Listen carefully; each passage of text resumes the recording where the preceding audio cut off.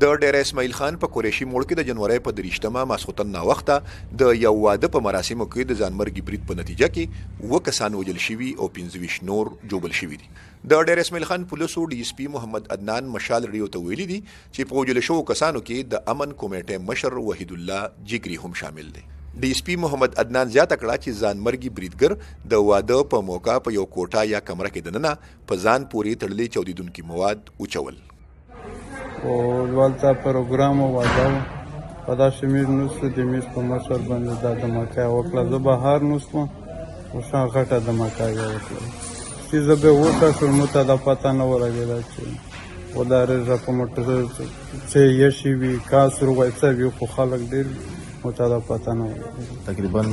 نوست یې نه او دا نو 10 بجې چې مو بسې واپسې انتظامات واپسې راتللي د ګډ سره نوست وي ګډ سره څرنګه نوست وي بس اچانک دماکه وشوله. دماکه څرنګه وشوله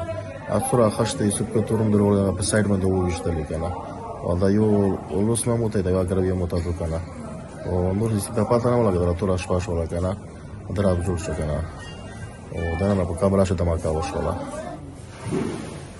د دې راپور تر برابرېدو د دې ځانمرګي برید پړه لا کومې وسلوالې ډلې نه ده منلې.